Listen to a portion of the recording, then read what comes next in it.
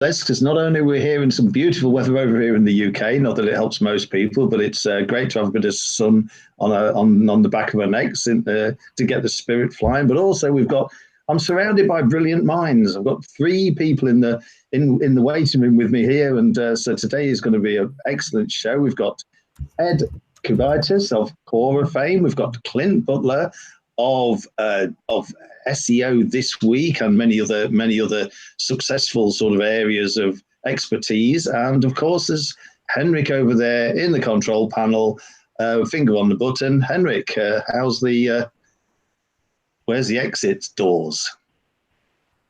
I don't know. Just in case anybody needs it. Let's do some housekeeping. And can everybody hear us? And can everybody see the screen here? So yes, it looks good. So just a little bit. Remember to subscribe to the channel. Put any questions in the chat once you have a chance when we have these brilliant guys on today. So let's rock and roll out there. Okay, so I'll kick proceedings off. And first of all, I'd like to welcome Ted and Clint to the show. I'm really, really pleased that you're here. It's just amazing to have guys of your expertise here with us today and introducing your topics, projects, etc. to our audience. So thank you very much for both of you being here. Thank you. Yeah, thank you for having us.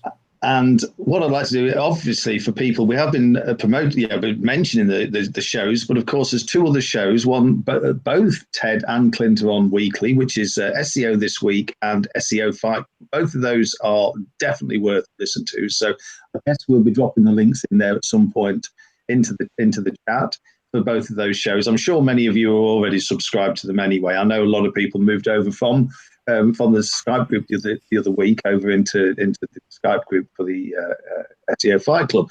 Brilliant strategies, brilliant discussions over there. So if you want to take your SEO knowledge to the next level, those are the places you need to be looking at.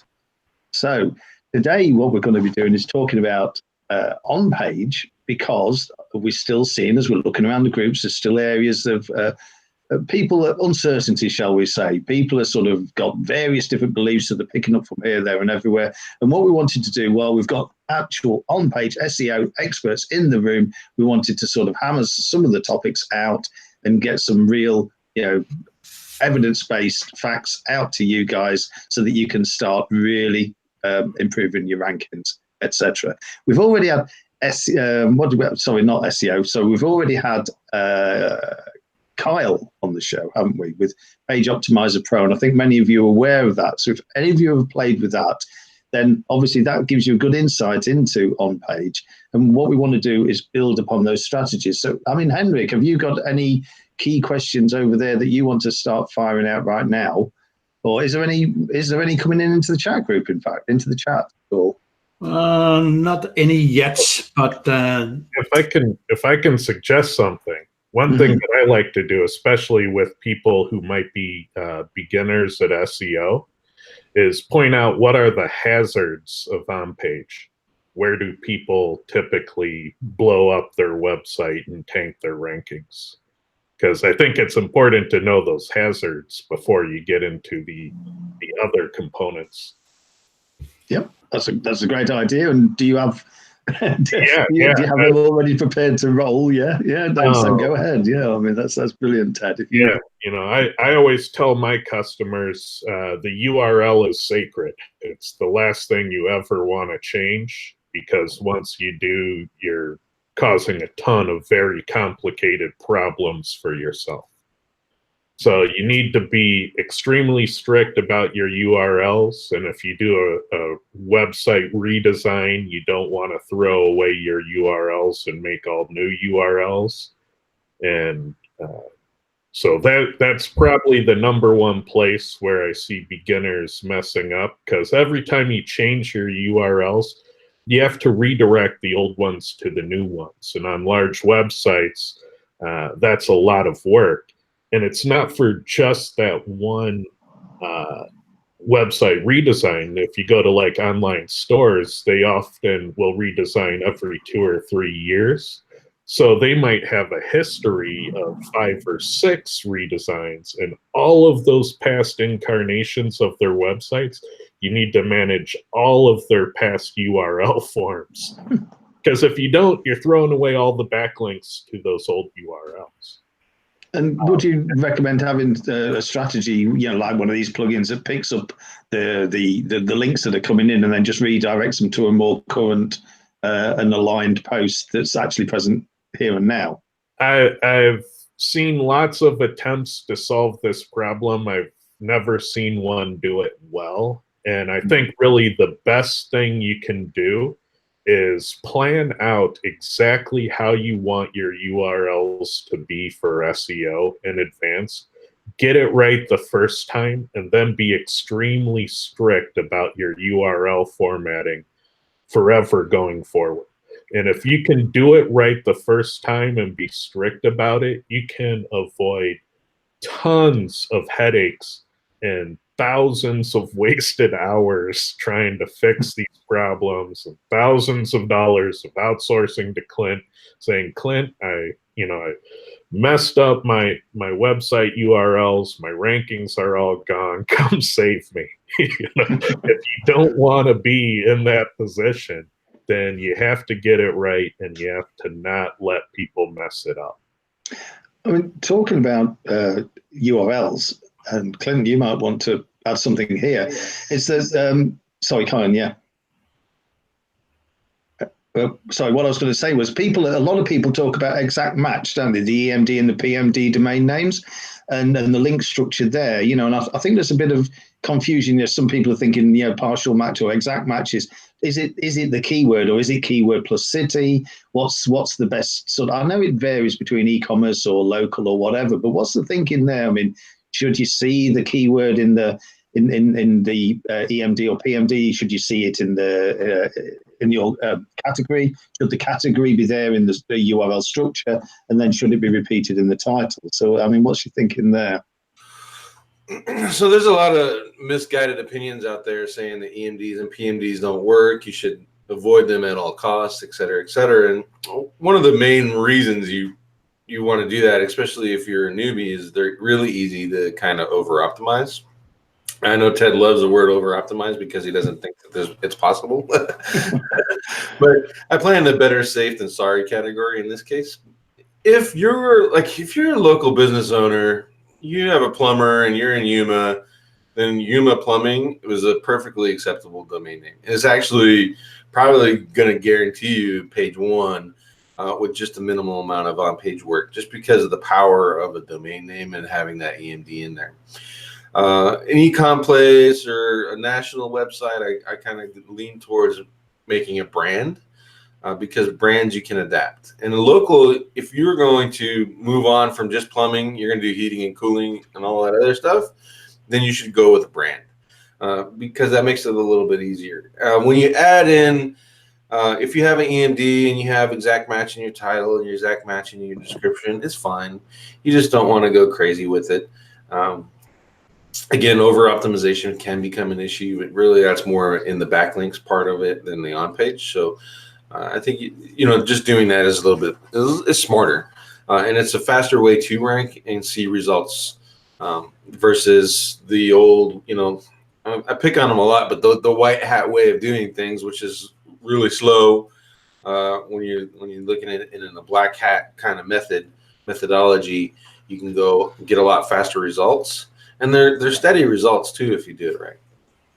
I agree with Clint completely, and Clint touched upon a spot where I tend to differ with a lot of SEOs out there: the over-optimization. And over-optimization is another category where people come to me with on-page problems. And what we tend to see in general when people feel like they're over-optimized on page is they detune their web pages. And some of the time, but it's actually a rather small amount of the time, some of the time people detune their pages and their rankings get better. This is a very real phenomenon, and we've seen this happen in the field. And so it actually takes quite an expert to properly detune and have the rankings go up. and we think it might tie into the keyword density of the page.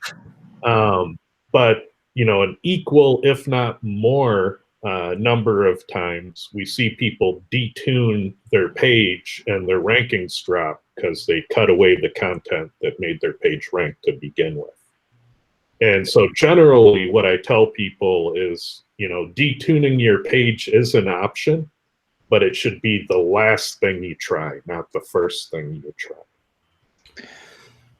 But Ted, when you took this topic up, we should actually point out that it's very important that you're getting your silo structure for your website properly done with the first try, because then you will be able to build up your categories, your supporting pages, in a sense that you don't have to do that in the future, changing URL structures and things like that. Do you agree? I think silos do matter, because again, we're talking about fundamental forces of how Google works. And Google has claimed that backlinks provide authority. They have a patent which they've named it as PageRank. And so if you have a page that has more backlinks, more citations to it than another page, then your page has more authority. And via that, any page you link to from your more authority page gets a bigger boost than those other pages with less authority.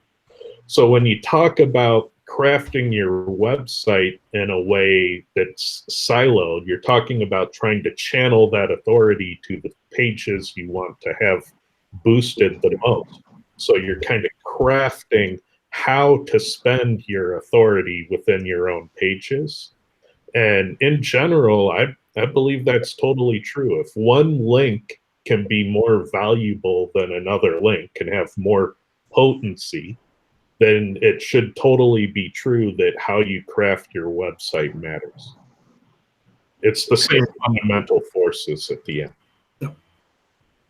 And I think what they're having with a lot of startups is that they tend to try and drive everything to the homepage with this perception that they have to rank the homepage because then the rest of the site will follow along. Well, what you should do is, if you have a branded website, so if you're, ClintButler.com, your brand mentions all go to the homepage. But all of your category keywords don't go to the homepage. Those go to category pages. And all your product name keywords and make and model keywords, those go to product pages. They don't go to the homepage. So you have these different kinds of pages, and like stores will have editorial blogs, and those cover keywords that shouldn't go to your product pages or your category pages. They're your editorial ones, like, the best gifts for 2019 doesn't go to a product page, it goes to a blog page. And so you have these different silos, if you will, of pages that get different kinds of keywords. And you should actually segment your sitemaps in Google based on those page types. That way you can see in your sitemaps if you have indexing problems with a particular type of page, which would also reference a particular type of keyword you're trying to target. Yeah, and I'm going to ask Clint another question on there, because I know you're keen on silos yourself, or well, I think you are anyway. And but when people are building these silos, of course, they're pointing everything back up to the category page, which should be a page of its own right. But of course, a lot of the time, if you're using WordPress, the category page by default is just a blog roll, isn't it? And so how would people work around that? Because you don't really want a blog roll ranking as the key pages, really, do you? Well, early on, that was one of my biggest issues too with silos, is how do I get the category to actually support my money page? And then Kyle taught me, man, this is like 2-3 years ago now, but we just started redirecting our category page to our money page. So if I have a money page about SEO and a category about SEO, I skip the category page, and in that URL string, it redirects to the money page.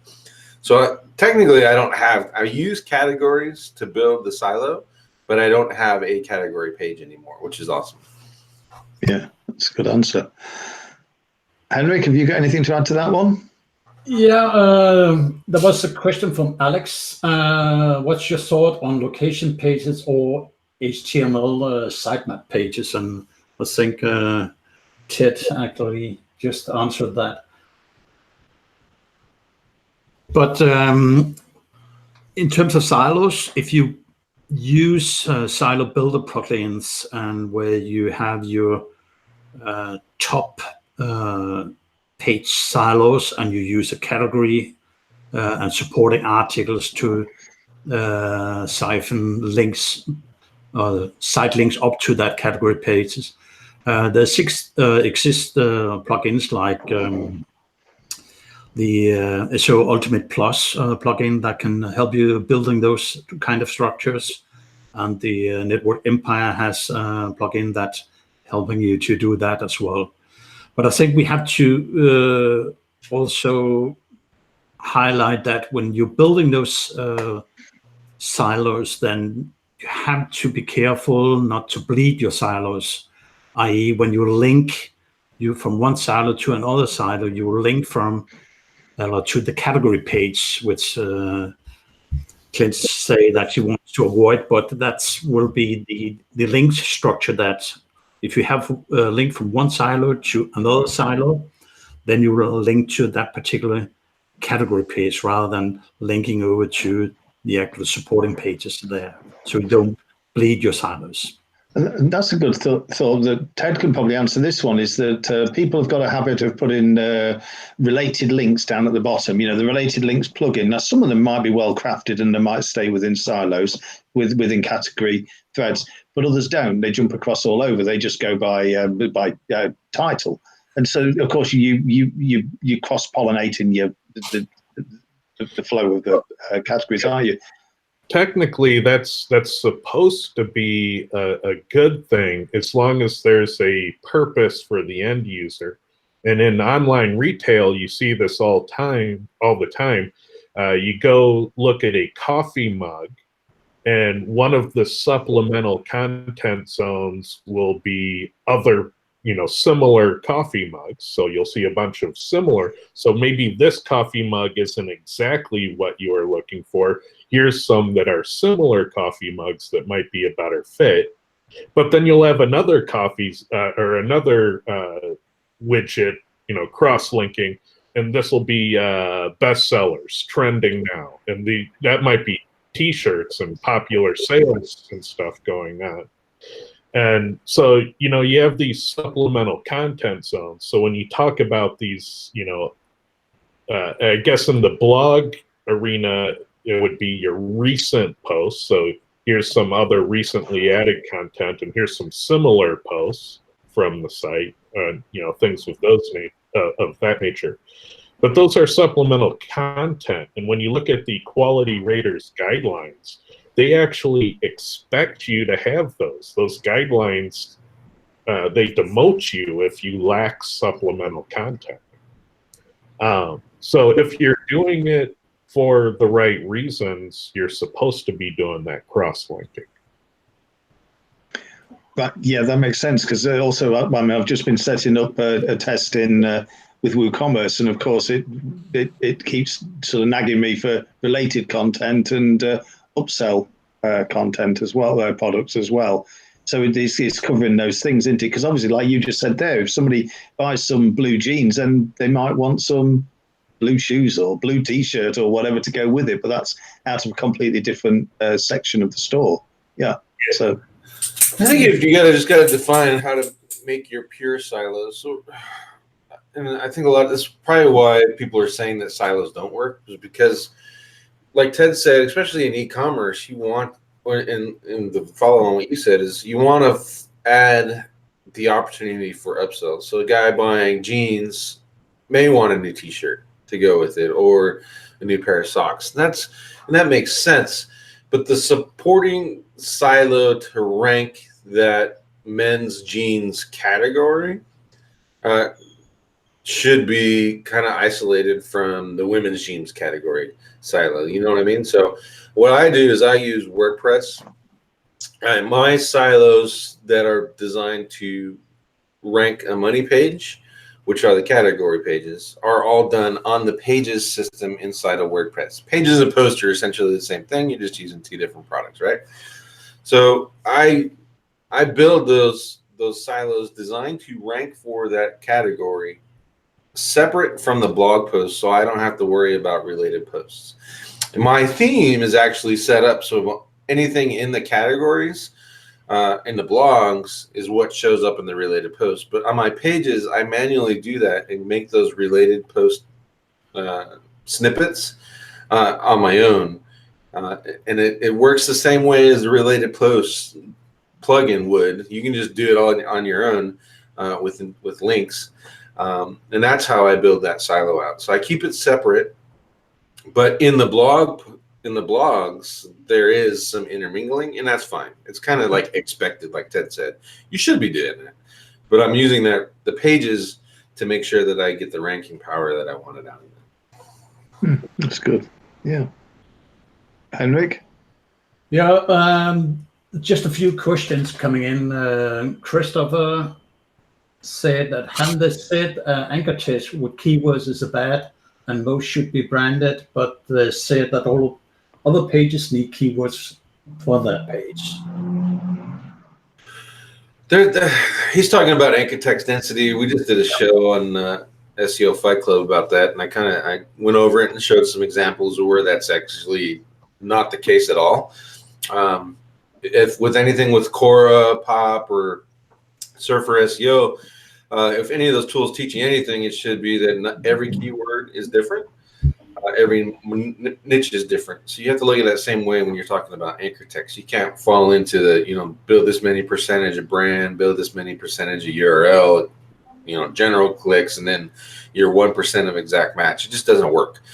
And you're never going to rank that way. So you really need to go into your favorite backlink tool. I prefer Ahrefs, and do an anchored text analysis. See what everyone else is doing. What does Google expect for that keyword? And that's how you figure out, should you be doing it. I would say that most of my links that I build are brand and URL, but I'm hiding my other links inside of that mess. And it's the other links that are actually boosting the ranking. So, and those are all exact match or partial match terms. So that's how I did. And in internal linking, I use exact match. That's all I want to use is exact match. And that's just how I did. Okay. Alex asked a question. How do you stop your supporting pages outranking your primary category pages? Well, my latest favorite concept is don't have them cannibalize each other. Try to have separation of concerns. So, for example, if you have an online store and your store has a blog, and your blog post about summer sweaters is cannibalizing your category page for summer sweaters, separate your blog. Put your blog on a different domain name. That way both can rank independently of each other and they won't cannibalize each other. So you also get the benefit of, if you can get them both to rank to page one, you take up a larger percentage of page one. So instead of having the blog cannibalizing the category, you get the blog and the category side by side in page one. But the only way you can typically do that is to have multiple websites. And when I was in online retail, one of the things that made me quite famous in online retail SEO was I took up all of page one and half of page two for over 50,000 keywords at Q4 for Black Friday. And we did that by having 15 websites, and we got them all to the top. You can't do that with one website. This is why multiple sites beats an authority site ultimately, is you get a bigger slice of page one. And so if you want to stop the cannibalization, probably the best answer to that is separation of concerns, put them on different domains. And if Google are playing silly games with the number of pages they're going to index on any site, especially new ones, then there's good arguments for making little product subsites, really, isn't there, at the moment? Yeah. And I think if you take it to a theoretical extreme, it could probably be a massive Google exploit. Like, I always thought it would be amazingly cool to break out every category of an online store into a different domain name and just have a cross-site shopping cart. And then when you have a product, and often is the case in online retail, where one product will be in 10 or 15 different categories, and you search for that product-related keyword, then you got 10 or 15 things that aren't cannibalizing each other in that page one. And so you can get really absurd, powerful techniques by doing that approach. Yeah. But it's super advanced. You're talking about custom development. Beginners aren't going to do it. You can't do it in WordPress. But that's, SEO doesn't stop when you get to number one. SEO is the beginning, that's the beginning of SEO at the next level. So you get to number one, what do? Well, you do it again, you take more of page one, and you take more of page one, and you take more of page one. And you see that all the time. That's what big, giant companies like Viacom do. They have so many properties that rank number one and overlapping terms, and they have link wheels. And so a lot of people say link wheels are black hat and Google should punish them. Well, Viacom is the biggest link wheel creator on the planet, in my opinion. And if they can do it, why can't everybody else? That's selective enforcement of the rules.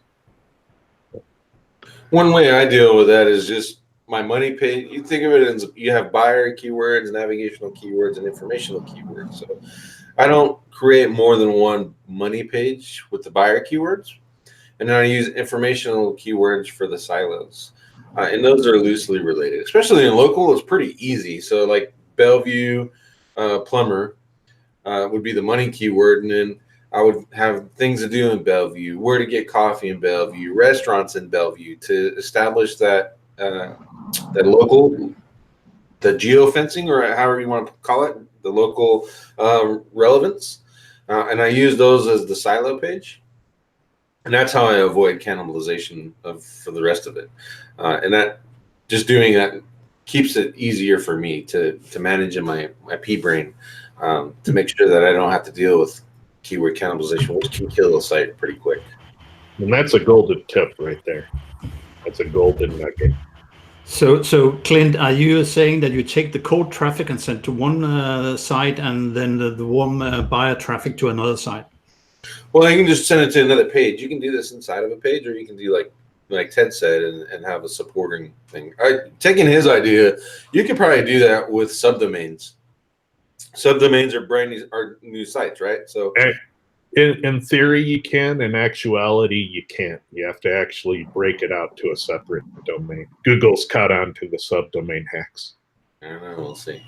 I know it can work, but at scale, it doesn't. Probably harder, yeah. On small scales, it can work, but once you get big enough, it doesn't work. Okay. Yeah, that's good. That's one of the things that I'm testing at the moment. I've got a brand, which is the e-commerce store in the middle, and then each of the products, their own separate domains, but on those domains there won't be any sales. It will be just informational and pointing back to the store. So that's sort of what I'm trying at the moment. I was going to put stores on each one, then I thought that's just ridiculous, because it starts getting a nightmare balancing out all the stock and everything. But yeah, that's sort of the way I was envisaging this site we're putting up at the moment. So that's good. It's validation. Hopefully it'll work, and it does. It gives you much more ranking opportunities, of course. So that's always a good thing. Any more questions, Henrik? No, there's. Not at the moment. Does Ted? Did you actually have a quick presentation there of the new Cora5 at all, by any chance? Oh, you wanted to see Cora5? Well, I mean, I don't know whether we're allowed to yet or not, because it's sort of like is it there? Is it? I don't know. Is it out there yet?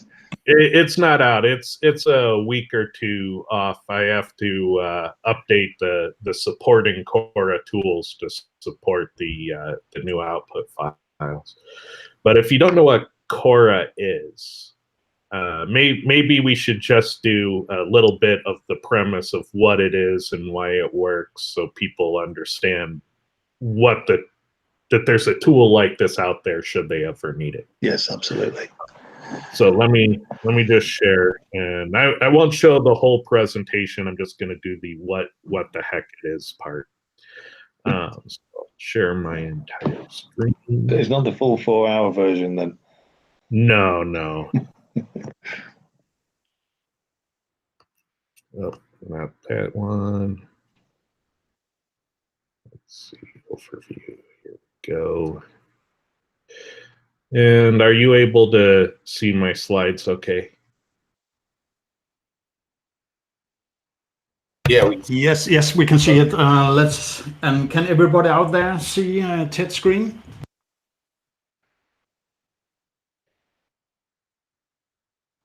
All right. Well, I'll dive in. Just stop me if there's a problem.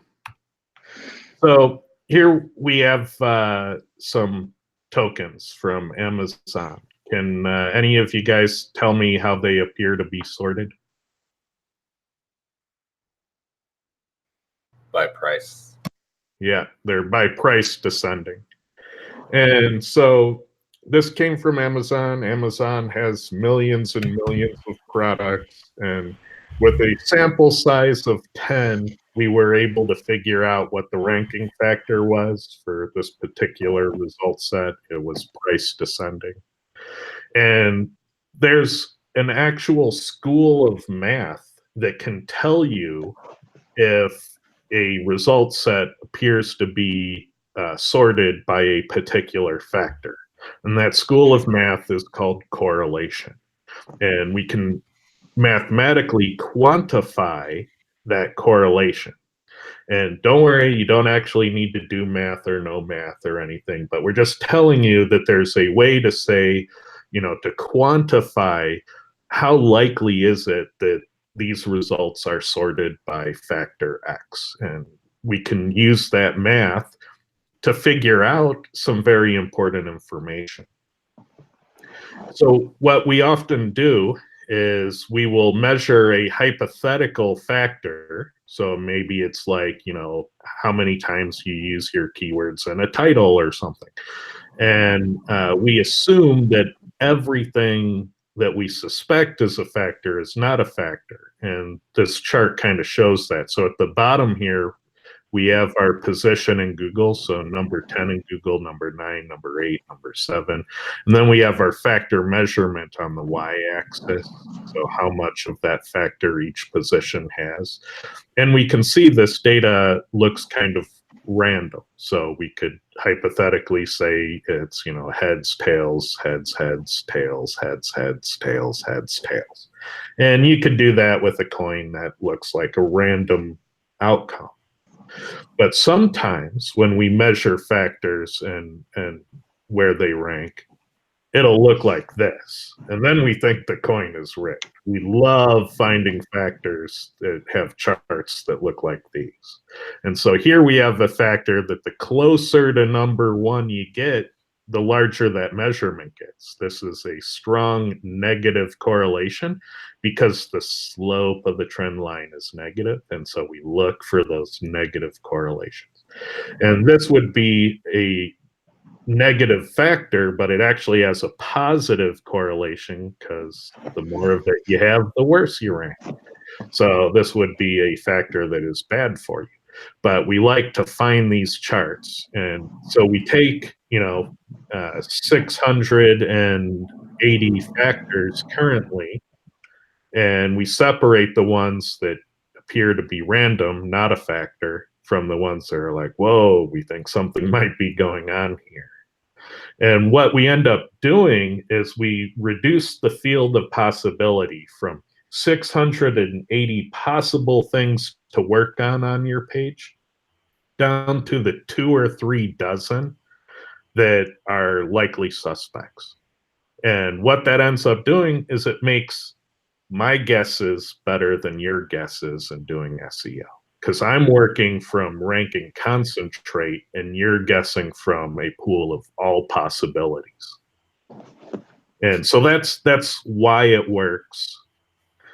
And this is an actual chart that comes out of Cora for a particular factor. So this factor we're measuring is the number of keywords that appear in sentences on the page. The keyword was DUI lawyer Los Angeles. And this gray line is the actual measurement data, but this is the average measurement by page. So we have page 10, page 9, page 8, and we're just averaging the measurement of each result for each page. And we see across the top 100 results, we have this blue trend line. So there's that strong negative correlation, that rigged factor we were looking for is this blue line right here. And the correlation coefficients we calculate describe the slope of that trend line. And we can see our page, our track domain in orange, was on page 2 with a below average measurement for page 2, and we needed to have an above average measurement for page 1.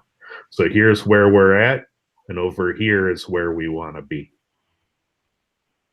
And that's how we're using math on a factor by factor basis to beat the competition. And the way the software works is it produces a keyword report. So it's not for your whole site. It's for a single keyword. We look at what's ranking.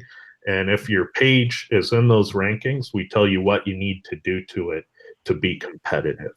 So you'd put in your keyword, you'd specify a track domain, your website that you're trying to rank. And oops. I even have a video putting in the track domain. Putting in the keyword. Fancy. Forgot that I had a video on the slide deck. And then we can see that it found it, and then we can run our report. And it typically takes about 5 minutes. I don't recall. I think I might have sped up this video. But typically it takes about 5 minutes to run a report. So that's what the software looks like when it's running.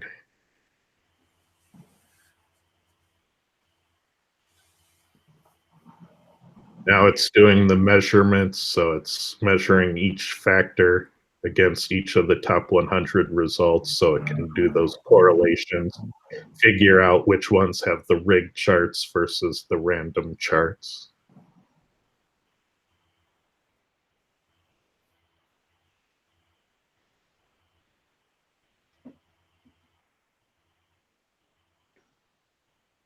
Are you needing IPs on this, or is this just straight from the server or whatever? This is desktop software that you run on your computer. And it goes out and it goes out and gets the search results, and then it visits each of them to get the source. So Google doesn't get touchy about you hitting up 100 home pages in one swift move. Yeah, exactly. And there it's done. So that's what it fully does when it runs. And then in your output folder, it puts an Excel report with all of your data. And the place where people, there's an awful lot of data. If you ask anyone, there's a lot of overwhelm when you look at a Cora report. But if you just stick to the roadmap, you're going to do really well. You can pretty much ignore everything else until you become more of an expert. So if you get easily overwhelmed, just ignore the rest and just stick with the roadmap. The roadmap tells you exactly what your website needed to be competitive for the top of page 1. So it'll say keywords and sentences, add 95 more. And it's the most exact advice you'll ever get in SEO. But the thing to remember is that Cora and tools like Cora, they only tell you how much you need. They don't tell you how best to do it. You still need a talented SEO to decide how best. For example, Cora might tell you that you need to add 23 more keywords and LI tags, and LI tags are the HTML list. Like down here, keywords and LI tags, add 55 more. Well, that could mean that you need to add an HTML list to a blog post, or it might mean that you need to add 55 more keywords into your primary navigation for your website, because jQuery menus and navigations are often built with lists. Or if you're an online store, it might mean that your category pages need to have more products per page. So if you simply allocated, instead of doing 20 products per page in your category, if you did 100 products per page, boom, done. But you need an SEO to figure out, how best to do it. Cora and tools like Cora will tell you how much you need. And in a nutshell, that's what Cora is. Excellent. And is there any questions coming up from that, Henrik? No. Everybody seems to be clear on what Cora does, and That's good. good. So no, that's brilliant. And Clint, do you want? I mean, we are sort of coming towards the end anyway, so it's almost perfect timing because we've been going for what? Yeah, nearly 45 minutes, which is almost spot on. Before we go, I mean, Clint, do you want to wrap up with anything? Do you want to give us a spoiler alert for SEO this week? Or? SEO this week, I'm still building it out. I got probably 10 or 12 good stories. And also, we're going to have Heinrich on. I'm going to get him to talk more about schema. I know you guys have been talking really, really deep about that. And we're going to look at the new implementations that Google's made available to us, including the FAQ page. So I'm pretty excited about that conversation. That's definitely an area of interest for a lot of people into the FAQ, and especially if that's promoting the rich snippets there, etc. And yeah, it's that'd be a good one. So I mean, for me, I'd like to thank you guys both for coming along today. It's been a pleasure welcoming you to the CommonSense SEO show. I really do admire the work that both of you are doing, and of course, I follow your shows weekly because they're a goldmine of information. So yeah, I'm really grateful if you've been here today. Thank you very much. Thank you. Thanks for having us. Yeah, and Henrik, would you like to wrap up? Yeah, I'm just looking through, see if there's any questions, pressing questions. No, not except that they love it. So thank you very much out there. And Clint and Ted, thank you very much for coming on. And we will drop a link to the Cora page in the comments below so that you can go and take a look at SEO, what's called Two Labs, the site. But am I wrong? Yeah. So thank you very much for being on the show, and see you around.